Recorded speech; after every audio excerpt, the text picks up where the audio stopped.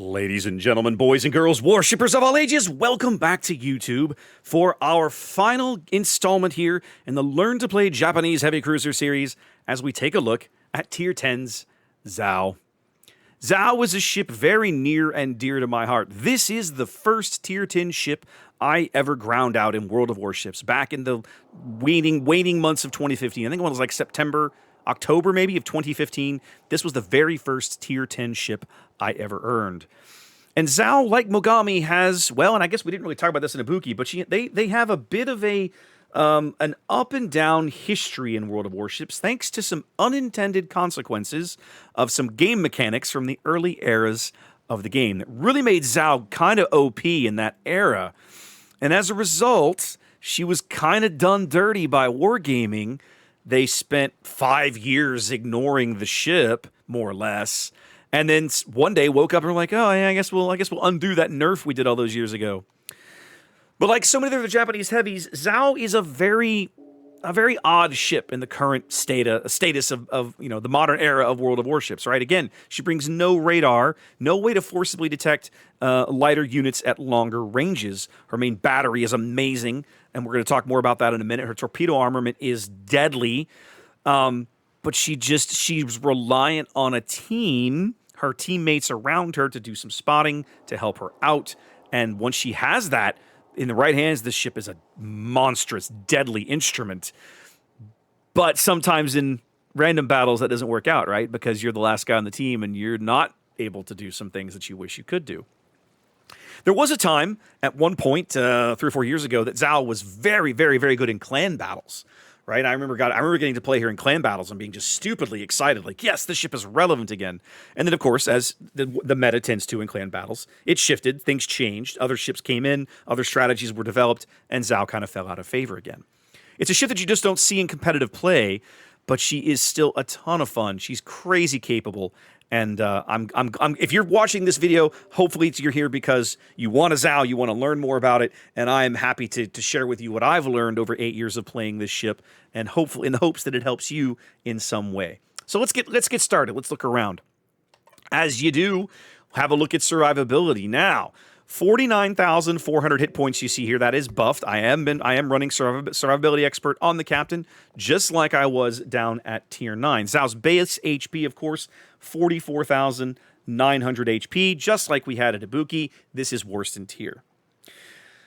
This is a particular sore point for me, right? Because the 44,000 hit points that she has, or basically effectively 45,000 hit points she has, is what she had when I first earned the ship back at the back of 2015.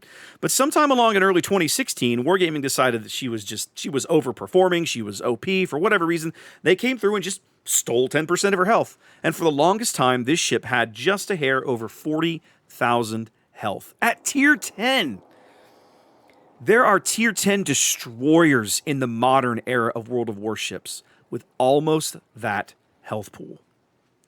And so finally, about a year and a half ago, I think, maybe 2 years ago now, I guess somebody finally was like, well, I guess we can give Zao her health pool back. And so finally, they restored Zao to her rightful health pool of basically 45,000 hit points. And it means when you buff her, you can get her nearly to 50,000 health, which is good. She needs all the help she can get. But you are still, by health pool-wise, the weakest of the Tier 10 tech tree heavy cruisers. Everybody else kind of blows you out of the water. Hindenburg, 52. Venezia, 52,000. Goliath, 62,000. Des Moines, 50,000 and change. Alexander Nevsky, 50,000 and change. Petropavlovsk, 56,000. So everybody else has got 50 or better, and you're rocking the 49 and change, and that's with a buff. 45 is where you start.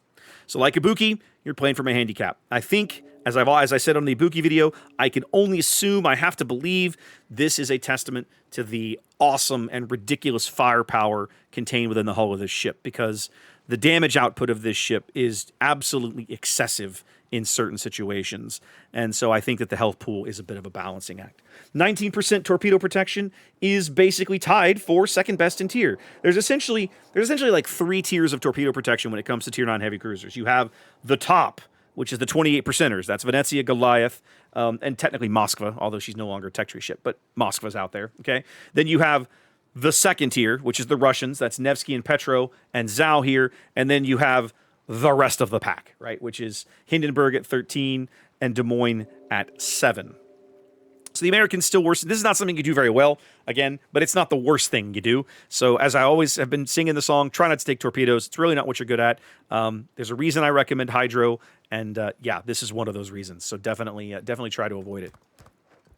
Armor layout. Well, we're going to be singing the same song we've been singing. You've got a 25 millimeter bow, which at tier 10 means that basically everything you're going to encounter is going to overmatch your bow. This is why you desperately need that stealth that we're going to talk about in just a minute. Your deck armor and your casemate remains bad. We were at 32 mils down at Ibuki. We're at 30 mils now. So either way, all the opposing heavy cruisers that you run into will be able to full pin you and all of your top sides with all the HE they throw at you. Now, one nice thing about Zhao, and is actually noteworthy, is for the first time in the entire line, you have glacis plates on your turrets. I got 5 inches of glacis plate on my turrets. That means that of all the ships in the line, Zhao is the least likely to have her turrets knocked out by opposing shells. However, that's not a lot to write home about. 5 inches will still get slapped around by the occasional battleship shell or the occasional heavy cruiser shell. So I would still, as we get down to it, I think there's still a valid argument to be made for my, main armaments modification 1 on the upgrades list. But we'll talk about that in a minute. But just understand that you finally have some turret armor, and that if you want to plug something else into slot 1, you can probably get away with it with fewer repercussions than you could have in previous ships on the line. Quick look at the Citadel. Again, like Ibuki, we had this funky wannabe turtleback thing, although Ibuki's turtleback slope was 95 mils. Zhao's here is 65. The trade-off is that, well, I was going to say the trade-off is you have more belt armor, but you don't. You still got the same belt armor you had through midships here. Ibuki had a little less than 4 inches at 100 mils, and so does Zhao. You have a little more armor on the turrets. You had 140 mils on the magazine armor on Ibuki. Now you're up to 152 millimeters. 152 millimeters, this armor thickness is like a Des Moines or a Baltimore belt armor. The trick is that Des Moines or Baltimore, their belt armor extends through the entire length of the Citadel. Here, Zhao only gets this belt armor around her turrets. It means that, you know, she's still a cruiser, right? Like, if you angle the ship correctly in a heavy cruiser duel, you'll be able to use this 6-inch plate effectively. Same with the stern, right? But occasionally, you'll find that this armor scheme will just do crazy things to you. Zhao has a reputation for being very resilient. I'm not entirely positive where that reputation comes from. Other than the stealth, right? Because I also know that if you throw shells right up her stern, and we didn't talk about this on Ibuki, but Ibuki has the same problem. This little 90-degree angle, you'll occasionally trap shells in here, and you'll take citadels like, you know, through the butt, right? Right through the stern of the ship, and it feels, you're like, what the hell happened there? And it can absolutely happen. So it's the same armor protection you basically had at Ibuki. The difference is Zhao has more beam. She's a wider ship. She's got more displacement because of all the extra guns, and it means that and she handles a little differently. We're about to head down and talk about that. So the armor scheme, simply more or less what you had at Ibuki. Maneuverability and concealment. Maximum speed 36.2 knots. Base speed 34.5 without Sierra Mike. Not best in tier, but just like before, you're in third place behind the Russians and the Italians. Nevsky 36 knots. Venezia 36 and change. Right behind both of those two ships is Zhao at 34 plus. So yeah, this is a really nice feature of this ship. It's got plenty of speed. You're going to be able to kite away from almost every battleship that you want to get away from. The overwhelming majority of the cruisers that you're going to go up against, you are faster than. You can stay away from them, hold the range open. Between her stealth and her speed, Zhao has the ability to control an engagement and usually choose the terms under which she's going to fight that engagement in a way that most other tier 10 cruisers cannot. Turning circle 840 is just like Ibuki. It's not worst in tier, it's not best in tier, you're kind of in the middle, right? Best in tier is going to be Des Moines and Venezia. Worst in tier is going to be Petro, and you're kind of squarely in the middle of those two numbers. So it's not bad, right? The ship does handle worse than Ibuki. You will notice this, and again, that comes down to her rudder shift is basically the same as Ibuki, right? Ibuki buff was 7.3. We're at 7.7 here. You won't notice much of a difference there, but because of this turning circle, because of the increased beam of the ship, you will notice a handling difference. So give yourself a little bit of time when you first pick up a Zhao, take her into a training room, go blow up some bots for a little while, get better versed on the handling of the ship, because she does handle differently than all of the other Japanese cruisers you've played up to this point in the line. Just like Ibuki down at tier 9, we have a 9.9 detection on the surface. That is a full stealth rig. And it's not bad, right? You can do a lot with this. Hopefully, Ibuki taught you lessons. Ibuki and Mogami should have taught you how to manage and effectively engage ships with this kind of stealth. So it's a lesson that you should have a pretty good handle on by the time you get to Zhao here. One thing I will point out, just because it's a little awkward, your AA range is only 5.8 kilometers. I'm going to make sure, double check that. Yeah, but your aerial detection gets down to 6. So there is an incredibly narrow window, only 200 meters, where you can be detected by planes and you can't shoot them down. Effectively, this won't really matter. Most carrier pilots, I'd say probably 99.9% of carrier pilots, can't thread that gap, given that you are moving 36 knots and they're moving 150 knots, right? Keeping those planes right in that 200-meter window, and so in other words, still being able to spot you and avoid your AA is basically impossible.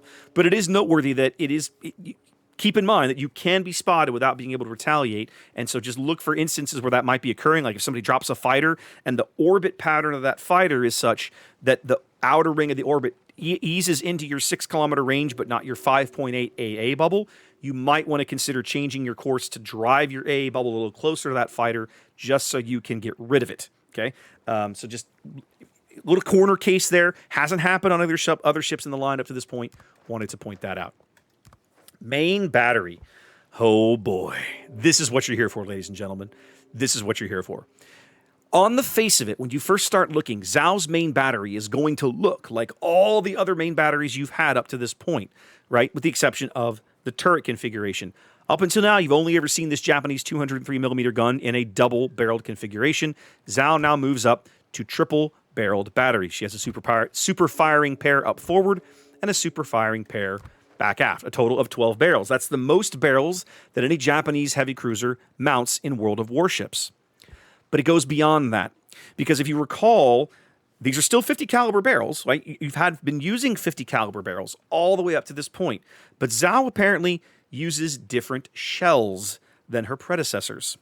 And so not only does her HE damage go up just a smidge from 3,300 up to 3,400, the big thing is the shell velocity. Your shell velocity is now 920 meters per second coming out of the barrel, nearly 100 meters per second faster. You will notice these shells are significantly less floaty at the maximum range of the main battery, and while they are not Russian railguns at 1,000 meters a second, they will feel almost like that. They will. When you were first playing this ship all those years ago, back 8 years ago, when her only competition as a Tier 10 cruiser was Des Moines at max range, man, those shells took forever to fall back to Earth.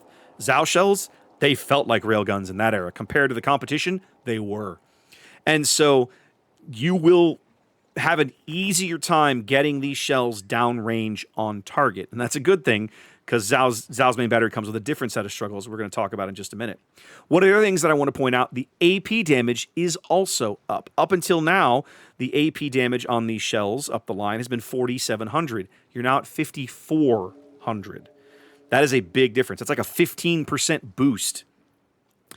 Zhao, with her stealth and her AP, will occasionally be put in a position, given the opportunity, to do ridiculous, horrible, amazing things to opposing cruisers, because sometimes they don't know that you're there. You've worked the ship into a position, you've got the AP loaded, you're just waiting for them to turn, oh, they're turning, and here comes 12 barrels of basically almost railgun velocity AP at 5,500 damage a shell. Being able to do that feels so amazing when you're actually able to engineer that shot. And it can happen in this ship. You got to be looking for opportunities to make it happen. You're not going to fire the AP a lot. You're going to do most of the heavy lifting off of the HE. But when the AP is, when you see opposing cruisers, sometimes you'll get matchmaking, you'll get 5, 6 cruisers on the opposing team. You got to be looking for opportunities to maximize that AP. This thing can be an absolute cruiser predator in a way that even a Stalingrad wishes she could, just because of her stealth. Her stealth allows her to engineer board positions that can really surprise other cruiser players that aren't paying attention, and that is one of the beauties of this ship. 12.1 seconds on the reload there. That is buffed. Base reload looks like it is 13.7. So yeah, that's not bad. I am obviously running main battery mod 3 to get my reload down to that point. 16.2 on the main battery range feels pretty awful, right? Because that's actually 300 meters less than we had down at tier 9. So what the hell, Wargaming? But that is just, unfortunately, a fact of life playing a Japanese heavy cruiser. The big discussion we had about modules in slot 6, we're going to have again in a minute when we get to upgrades, so just keep that in mind. But also remember, Zhao, like Ibuki, does get access to spotter aircraft, so you can help mitigate that to some extent.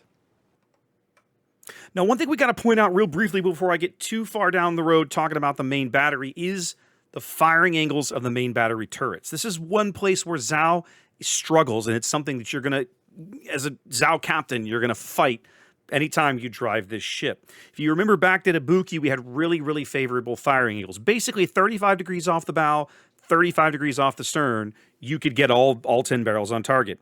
Zhao is not nearly that comfortable.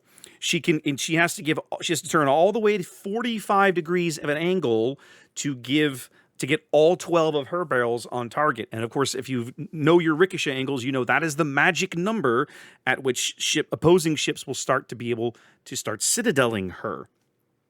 That's off the bow. Off the stern, it's a little better. It's like 42 or 43 degrees if you want all 4 turrets. If you want only 3 turrets, well, I think forward it's about 40-ish degrees, and on the aft side it's about 37 or 38 degrees. So if you're willing to give up a whole turret, you can get sort of Ibuki-ish firing angles. But if you want all 4 turrets, you're taking a risk. The thing is that just like with Ibuki, you've got to learn to kind of swing in, take your shot, swing out. Basically, if you're getting all your turrets on a target, let's say you're kiting a big battleship, let's say you're kiting a Yamato, and you know that your big HE shells can do good things to him, you'll be able to light him on fire, but of course his return AP is really going to hate you if he can land it. If you are showing him an angle where you can fire all of your barrels back at him, any shells that he throws at you should be able to bite in, full penetrate, and potentially citadel you. So what you want to do is, after you've done firing, then you want to turn away from him, give him a steeper angle, sort of quote-unquote mask your forward barrels a bit, such that when those, by the time his return salvo comes in, hopefully, you won't be getting smacked around by full pins. And it's something you're going to have to learn to judge while you're playing the ship, kind of gauge his reload times such that you're not turning back to get, if you want to bring your forward turrets to action, don't be turning back into him when his guns reload, right? That's super bad news for you. Really, really bad news for you. So the turret angles are going to be something you're going to be fighting. They're not as favorable as Ibuki. You're going to have to work with it. The ship's turning radius is a little, we talked about handling. The rudder shift is good.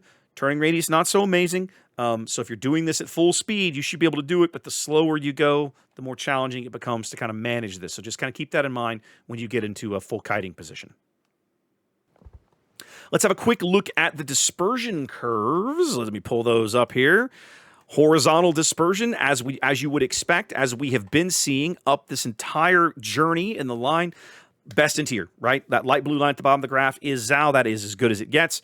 Right above that, the kind of brown line, that's Petro. She kind of spirals past everybody else the farther out you go. And then that maroon-looking line is literally every other heavy cruiser that I'm counting in this bracket. That's Goliath, Des Moines, Nevsky, Venezia, and Hindenburg, the tech tree kind of heavy cruisers that you would expect.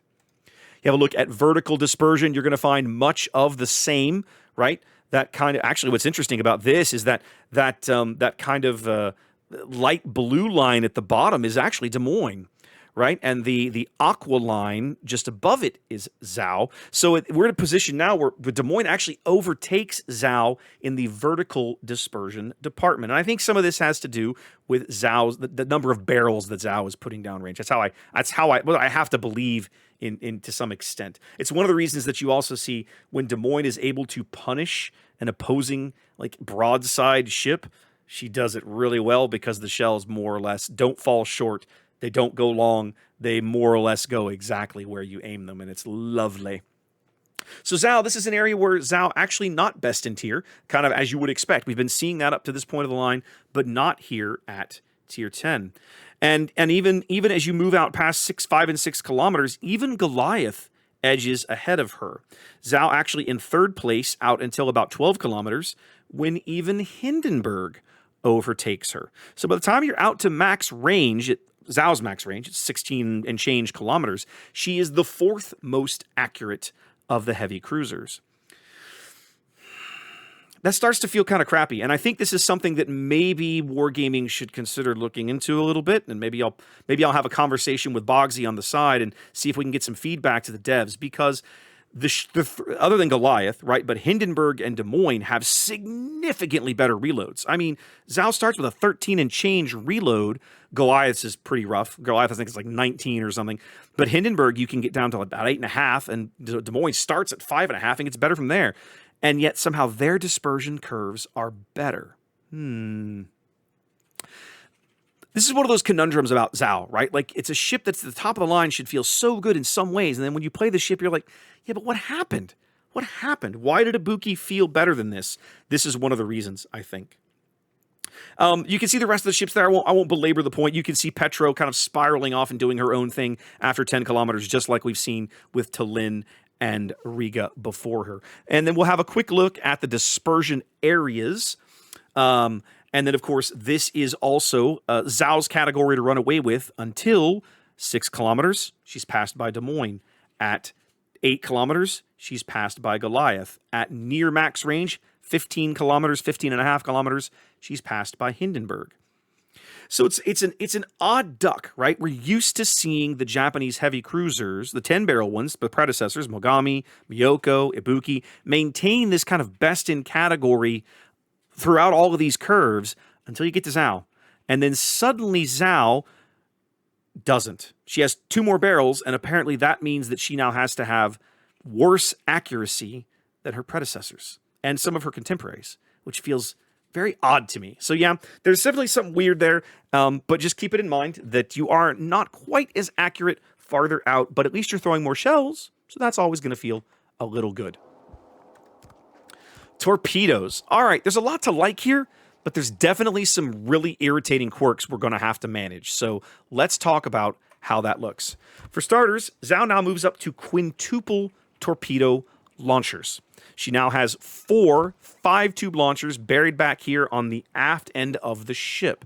You would expect that with 5 launchers all the way aft, all 4 torpedo launchers are aft of her last turret, aft of the Y turret right here, right?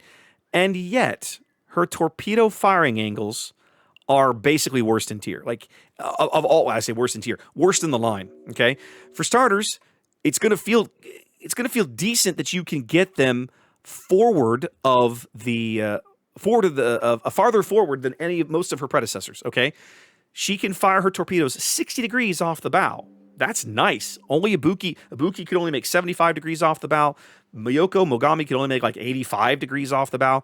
Zhao could almost fire these torpedoes almost forward of the ship, right? 60 degrees off the bow is workable. Here's the trick. She could only fire them like 60 degrees off the stern.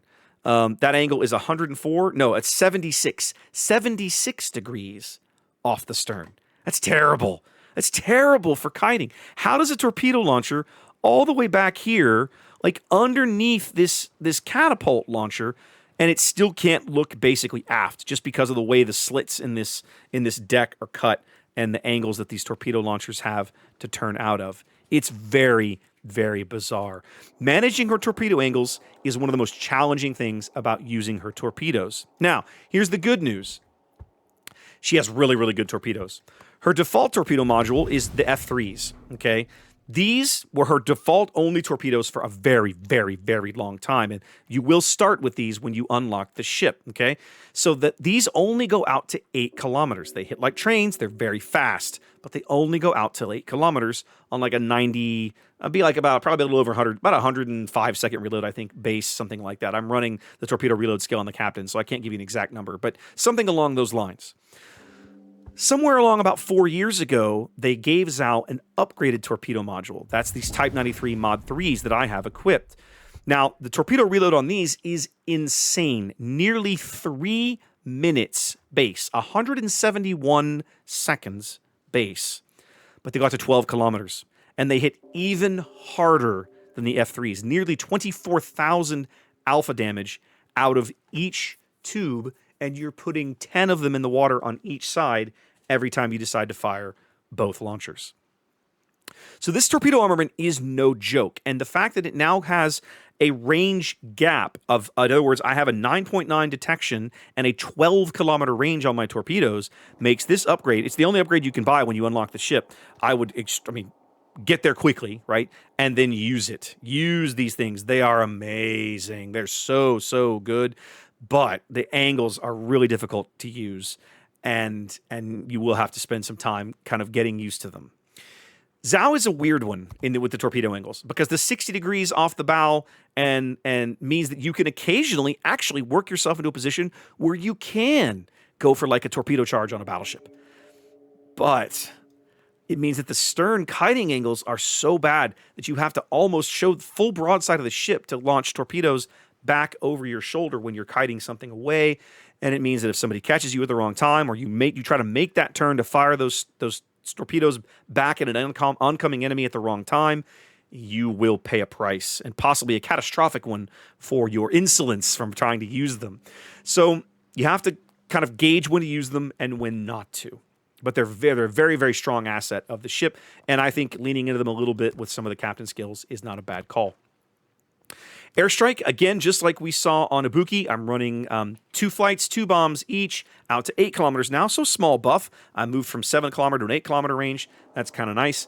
And you see there, the payload now up to 56,000. That's with the buff you get off of focus fire training. The anti-aircraft defense on Zhao steps up a bit from Ibuki, but not so much that there's really anything to get excited about, okay? I'm still putting a maximum of 7 flak puffs in the air. That's with focus fire training. My outer ring is still basically made up of only six turrets here of the double-barreled 100mm guns. I've got 3 of those on each side of the ship. My mid-range aura expands out to where on Ibuki I had 6 double-barreled 40mm Bofors knockoffs. Now I have 9 of them. So my mid-range aura is a little better at 181, but it's not amazing. It's not anything to get excited about. And then I'm still rocking a whole bunch of the Japanese 25mm here for my inner bubble.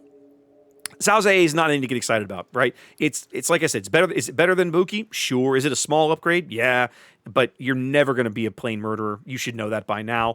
And as we talked about with Ibuki, there is, because of the detection and the games you have to play, there's a valid case to be made for defensive fire, and we'll talk more about that when we get to consumables. Have a quick look at module upgrades. Now, up until this point of the line, I've been recommending Main Armaments Modification 1 in Slot 1. I still think that's an excellent, excellent, excellent pick. But, because, as we pointed out earlier, you finally have some armor on your turrets.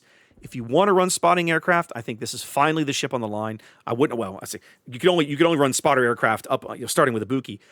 You can actually get away with this mod here on Zhao if you want to run it. Okay, you will take the occasional turret in cap, but I think it's more than made up for by the fact that when you take this spotting aircraft mod, you're getting an extra 30 seconds of spotter mod. That's basically 2 more salvos out of each plane, and there are times you need the range, you need the salvos. I think this is a perfectly valid configuration to play the ship in. If you don't have this, you don't want this, take Main Armaments Modification 1, don't look back. As I have been up the line, I recommend Hydroacoustic Search and the Hydro mod here in Slot 2. If you take Defensive Fire, feel free to take Defensive Fire mod instead. Barring either one of those, Engine Room is the way to go. Just like we talked about on Ibuki, I'm running the Turret Traverse. I still think that is the right call because it helps counteract the module I'm running in Slot 6. However, if you would prefer for a little more accuracy, and there's a strong case for this given that we just looked at the dispersion curves and saw that Zhao is not quite as accurate as you might want her to be, given the legacy of the line up to this point. You get used to that amazing accuracy, and suddenly here at tier 10, it kind of fades a little bit. Strong case for aiming systems module if you'd rather go that way. I think airstrike is the best way to go here in slot 4 in the modern game, right? You're going to be dealing with submarines. If just going to be dealing with them, just this helps, right? Every little bit helps. Concealment, in my mind, is the only logical pick in slot 5. Excuse me. This ship is going to live and die by its concealment, just like Ibuki, and I think you should definitely run this. The same conversation that we had talking about Ibuki here between slot main battery modification and gunfire control system is still valid here at tier 10. I would strongly encourage you, if you are new to Zao, if this is you're learning to play the ship, I think main battery modification is the way to go. The gun reload is going to feel more rewarding. You're going to get more value out of this than you will out of the range in most situations. If you're a more advanced cruiser player, you're comfortable with the slower reload, and you want the range, take the range. Just be aware that gun bloom problem we talked about last time, right? You're going to have a bigger footprint on the board when you fire if you have this module installed. That's going to draw potentially more incoming return fire than you might want. Keep that in mind, right? And I just don't think that there's a good, strong case to be made for Gunfire Control System Mod 2 when I can take Spotter Plane and have the situational use of the extra range when I need it, as opposed to being forced to live with it every time I pull the trigger. So that's my argument. But again, if you want to take the gun range, I think totally valid way to play the ship. Torpedo Tubes mod. I kind of poo-pooed this mod on Ibuki. And I'm still very lukewarm on it on Zao. I'll make this caveat.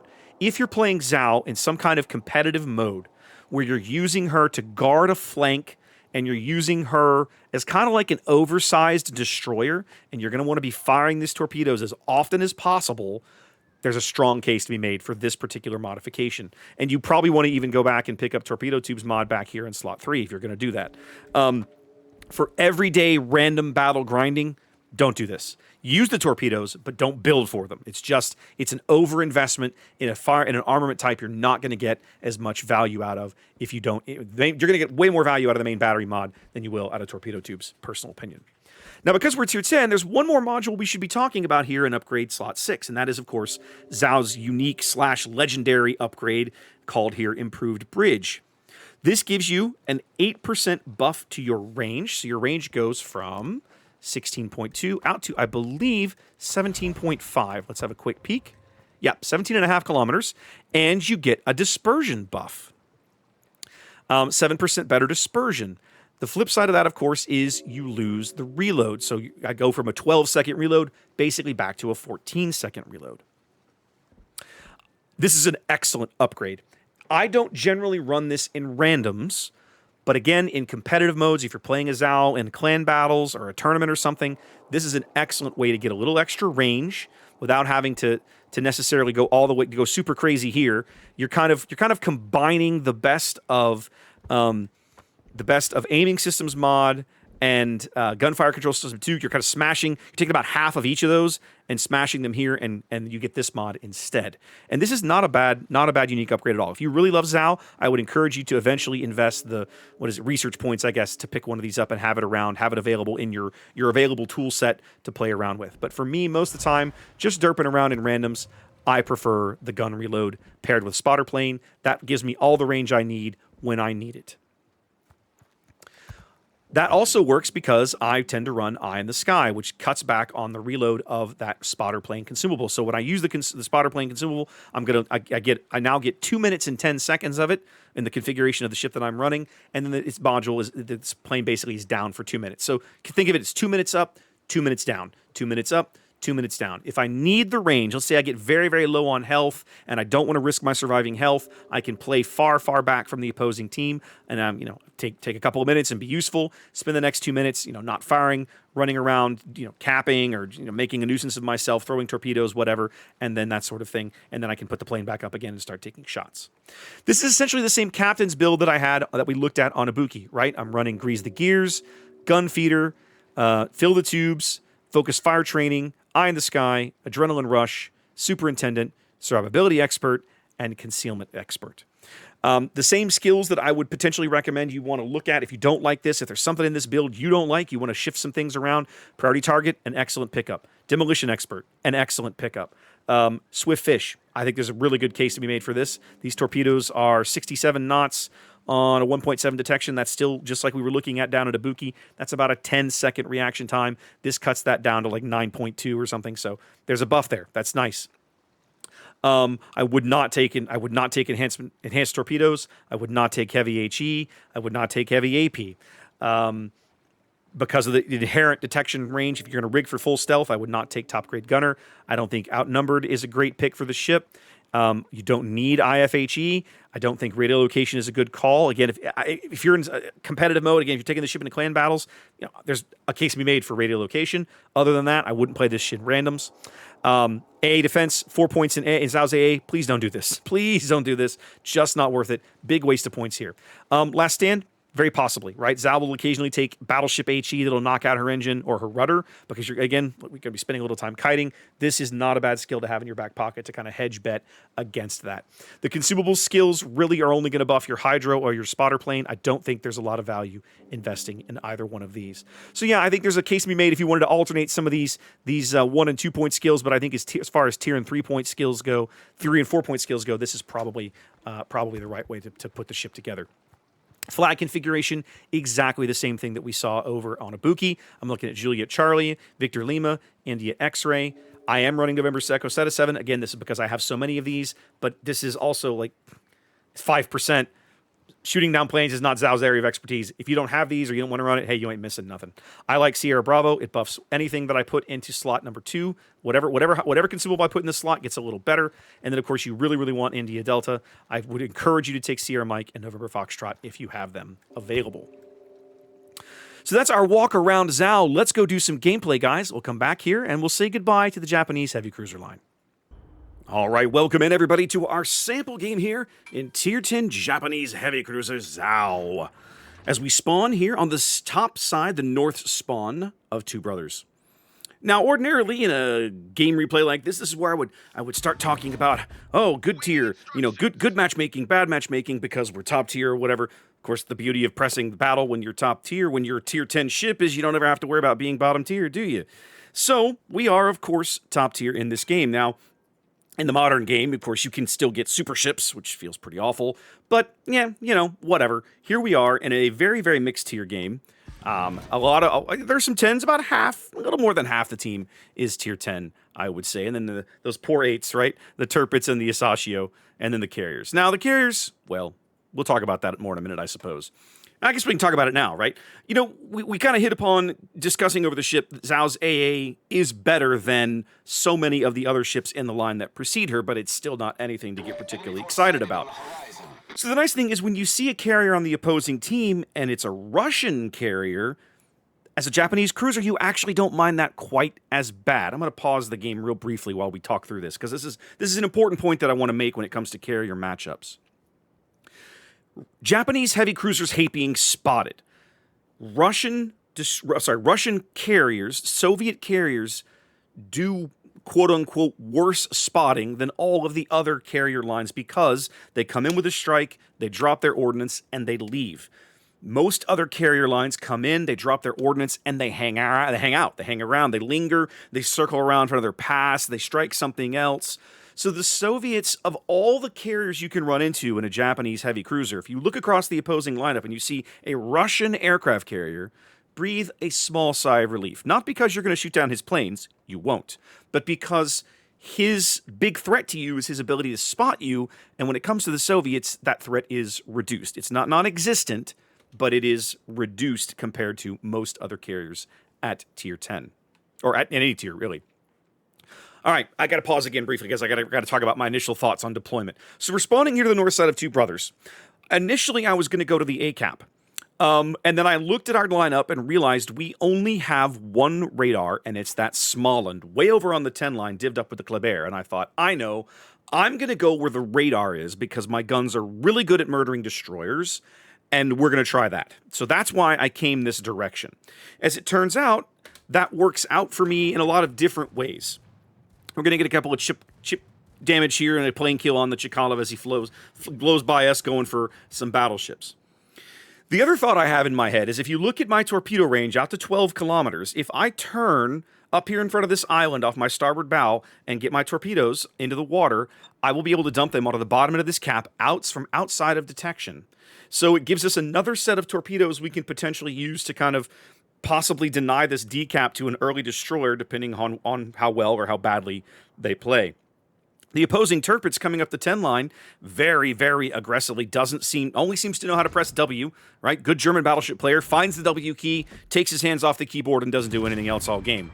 So I'm going to get in on this action. The small one of the Colbert is certainly getting in on it.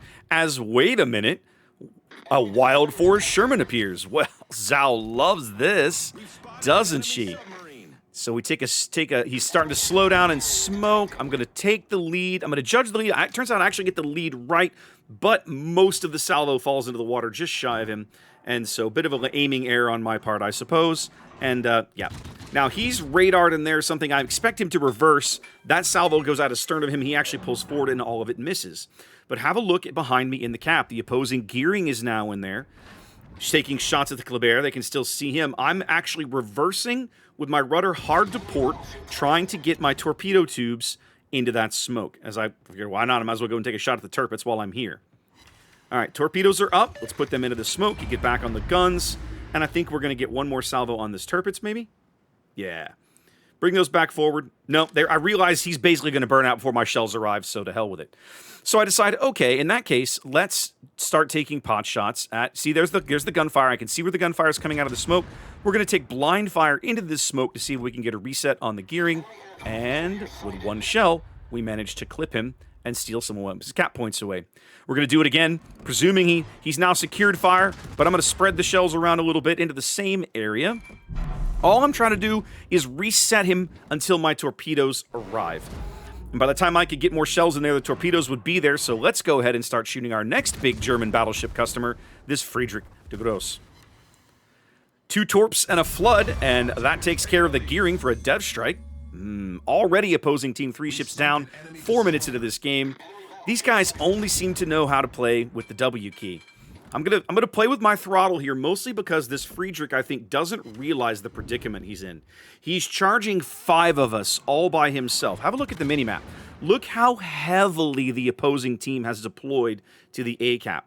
And they sent 4 ships over here, 3 of them are dead, and this Friedrich has essentially, basically overcommitted. He cannot escape here. He's going to have to turn in front of all of us. And the Småland, the Kleber, I'm in on this guy. He is in a world of trouble. I'm actually going to lose him behind this island. Zhao's improved velocity and amazing shell arcs, her railguns, for lack of a better word, means that I'm not going to be able to get shells over this island now that I've let kind of wander in front of me. So I'm going to have to get turned back around. But I'm also doing that because I'm realizing that once this Friedrich is dead, I have to get to the other side of the map. That's where all the targets are. So I'm going to let the Shima finish up this cap. I'm going to try and get more salvos on this Friedrich, but I genuinely don't believe he's going to survive for my shells to arrive. I think, if memory serves, I come out from behind the island, I get shells, I get the bow turrets downrange, but he dies before the shells arrive, because, I mean, this guy is just melting under the combined weight of two fast-firing destroyers and the poison secondaries. All right, so it's a 3-ship lead now. We'll own the decap shortly. The opposing team has deployed very aggressively. Have a look at the Napoli Vampire Division that has kind of tried to take this inside track along the inside of the A cap there, and it looks like they're going to try and start sneaking towards the B cap. Our kid is up here sort of playing defense in that cap. And I'm like, all right, I got to get back over here. I'm lit for the moment. And you can look up ahead and see that smoke. You see that smoke that I'm kind of zoomed in on? Yep, that smoke is creeping towards us, and of course, it's because of this vampire who catches sight of the kid, and between the vampire and the Napoli, we lose the kid. Now, in a one-on-one duel with a vampire, I feel very, very good about my life, right? I mean, Zhao's guns will just destroy this guy if he gives me anything approaching a decent shot. He's more maneuverable. He can sail in and out of these shells and potentially dodge some of them, like that. But as soon as I have him hard lit on the surface or have him locked up on hydro, he's going to be in trouble. But the Napoli behind him is a serious, serious threat to me. His 10-inch guns, especially once he loads the AP, I'm really going to hate my life. I go ahead and put up the Hydro, figuring just in case the Vampire Smoke comes back, I don't want to have to waste time getting it online. He's firing AP at me. He's probably getting some full pins, but he's got exactly one more salvo here, and then his game is going to be over. I've just got to get my guns to reload, taking a little bit of extra time because Zhao, and there we go. All right, now the Napoli, of course, I'm bow onto the Napoli, and I basically have to stay this way. Zhao's armor scheme is solid, but it's not going to hold up to Napoli's 10-inch AP if I turn and give him the opportunity to shoot at me. So now I make a bit of a mistake here. What I maybe could have done in this situation was, pull the brake, stay bow on, start reversing out. I've never been one to play that way, though, and so I'm going to make a bit of a mistake here. I'm going to make a pretty significant mistake here, and I'm going to give this Napoli more chances to murder me because he's going to get another fire. And now I kind of discounted his SAP secondaries, but Zhao really is going to hate these SAP secondaries. Look how quickly I'm going to bleed HP. I'm on fire. My heal is out. I'm under 15k and falling. He's actually turning back. That AP salvo is going to do some good work in there. 12k, 7 full pins. But now I have a really, really big problem because I'm down to 8,000 health while I burn, and my next heal is a ways off. Now I could put this fire out. For some reason, I no longer remember why I didn't. I probably should have swapped to the HE somewhere in here, and I don't. I keep thinking that maybe he'll be crazy enough to come out from behind this island, but of course he's not. And by the time I swap to the HE and realize there's gaps in that island I can shoot through, yep, see, now I'm putting the HE in, and it's like, oh, I've got gaps now. He's already still got the AP, and I have to turn, and he's going to get a little bit more chip damage there and disable one of my turrets, which, of course, he's going to disable one of my turrets. Still have the HE in the barrel looking for any kind of damage I can get, but I've only got one stern gun at the moment. I get the fire there. He puts that out fairly quickly. Can't let that tick. Oh, he's only on 4,000 HP as the Smalland comes in and bags another fire of his own, which I think the DCP puts out right away.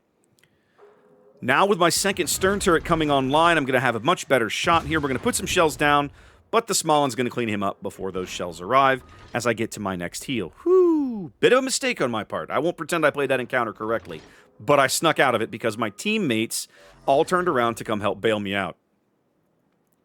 Okay, so let's take a quick look at the game. We have a notable ship lead. It's 8v5 right now, 7v5. So we have a 2-ship lead, excuse me. And the entire opposing team is pressed up over here against the edge of the map on the 1, 2, or 3 line. Nobody is on the other half of the map. So it frees up everybody on the eastern half to basically come over here and get engaged. We know the Thrasher is somewhere up here. We haven't spotted him in a bit. And the Smalland, or the Shima, I forget which, I think it's the Smalland, is going to start pinging in a minute. That guy has RPF. So he's actually out here picking up. There's the Thrasher. Not in range of my depth charges, unfortunately. I'm going to turn and try to bail south and try to see if I can get some effort in here as the Georgia just takes a massive amount of damage there. He's going to go out shortly. The question is he going to get the Thrasher to go with him? And the answer is Schlieffen picks up the Georgia and Georgia picks up the Thrasher. Still a 2-ship lead. Next heal 50 seconds away. There's the ping, so we have a rough idea of where to expect the Isashio to pop out of stealth. Shimakaze is going to pick him up in a minute. Now, I have a couple of options where I'm at, right? Zhao's stealth, and we talked about this earlier in the video, but Zhao's stealth allows her to choose engagements in situations like this. I have a destroyer screening me from the opposing destroyer. That guy's not going to know I'm here, probably, unless I open fire first. I have the opportunity to put shells downrange on this Schlieffen. I'm not doing it. I want the shot on the Isashio. I want the Shima to pick him up, and I want to wreck him as soon as I possibly can. So I'm intentionally holding my fire here from targets that I could be shooting at, knowing that there's another destroyer in front of me that I'll have and there he is. Now, he's going to pick me up right here, but he didn't know I was here until just a moment ago. I think he's going to complete a turn to port there. He doesn't.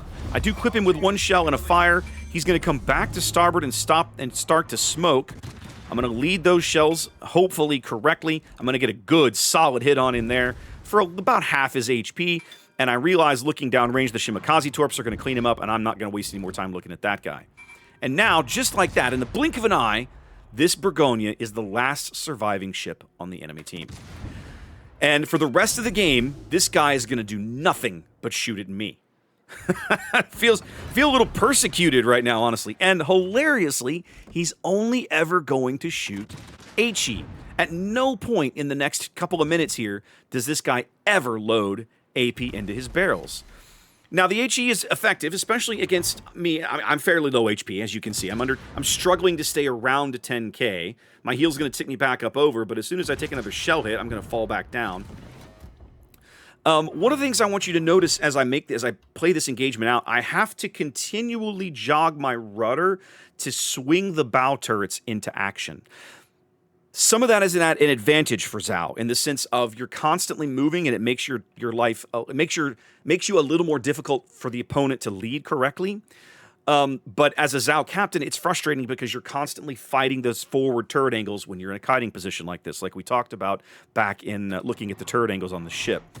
I could go just dead stern onto this guy and just only fire the stern turrets at him, but I'd be giving up a notable chunk of my firepower for minimal gain, let's say.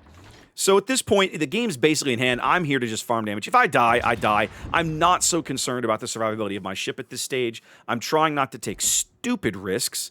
I want to get all my guns on, but I want to get all my guns on target because I'm trying for like max damage here as the game winds down.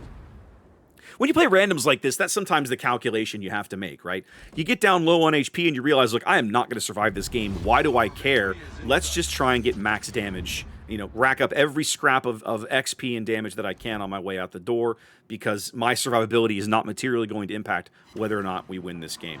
I'm getting good hits on this guy. He put out the earlier fires that I lit, so right now the fires that are burning on him are from the Smoland. Zhao sometimes is a little frustrating to play when you're competing with other ships for fire starting, right? When Zhao is the only thing throwing big HE at, easy to burn targets like a French battleship, that's always amazing because that means you're the most likely person to get the fire and to get the damage out of it. When you're competing with those shots against, a flame-throwing ship like a Smoland or a Kleber or something along those lines like in this game, sometimes that can be a little frustrating, but you just have to roll with it. Your HE full pinch are still going to do a ton of work. A solid game here in Zhao, right? In the modern game, and we talked about this, Zhao does not always feel relevant. I won't say she's been power crept because the power level of the ship still feels really, really good. This is a very strong ship, but the meta of the game has shifted so radically. Radar and submarines and hydro, and it's just Zhao sometimes is going to find herself struggling to feel useful in certain tactical situations that other heavy cruisers in her tier thrive in. And that's one of the reasons that you don't see as many of these floating around. But if you've gotten to this point of the line, if you like the Japanese heavies, this is still an excellent ship in your port. She's a ton of fun to play. As an opposing battleship, you never want to see a Zhao on the opposing team. That guy is so irritating if he's played well, and I feel like I demonstrated a little bit of that here in this game despite my bad engagement against the Napoli that almost got me killed. So 150,000 damage, really solid. A couple of torpedo hits, knocking out the gearing, using the torpedoes there in a defensive fashion. A Dreadnought, a Dev Strike, and a Confederate 2,400 base XP. Always feels that's always an amazing result. You're always glad to get a result like that out of any ship. But at tier 10, you don't really worry about the grind so much. But that XP number is kind of an indicator of, hey, you did your job. That feels amazing. Kind of spread the damage around this game. I don't really have one target that I did like massive damage to, right? I did a good chunk of the Burgonia there at the end. Of course, we basically soloed the gearing. All of his HP belongs to me. We beat the bejesus out of the Vampire. Vampire and gearing, my only 2 kills, right? So I killed half the destroyers on the enemy team. And again, Zhao is not really like built for tailor-made destroyer hunting, but when the opposing destroyers kind of serve themselves up to you like that, you have all the tools to take advantage of it. So definitely do so. Good damage on the battleships, right? Burgonia, the Tirpitz, the Friedrich. One, maybe 2 good AP salvos in the Napoli. Other than that, I kind of misplayed that engagement. That's a lesson learned for me. I should have swapped to HE much sooner, which maybe is still not going to do amazing damage, but it's going to do more consistent damage than I was getting out of the AP. Of course, a good HE salvo on the Asashio. I think probably the Sherman is the one that I was most disappointed in. I thought I had 2 really good looking salvos on that guy, and the shell groupings just did not cooperate. Only 30,000 spotting damage for a ship with sub 10 kilometer detection. That's maybe not amazing, but, you know, I did okay. Most of it seeming to be on the Friedrich. So yeah, a really nice overall game in Zhao, I think, to kind of demonstrate the capabilities of the ship here at the top of the line. Well, ladies and gentlemen, there we go. The top of another line. We've had our complete look at the Japanese heavies all the way down to Tier 5, one of the oldest lines in World of Warships. These ships are still very, very capable in random battles. They're a ton of fun to play. The guns are hilariously good. Opposing destroyers that you're able to pick on will just be so sorry that you were in that game and knew how to use those guns. But from a competitive standpoint, these ships have largely been eclipsed by other things. There's so many other ships now that do basically what these ships want to do or could be doing. So it's unfortunate, but they are still really fun ships to play. It's a great line to grind and great ships to have in your port. Tons of fun to take out in divs. I would encourage you to check them out if you haven't already. Guys, appreciate you watching. Wash your hands. Be safe. I'll see you on the high seas. Take care.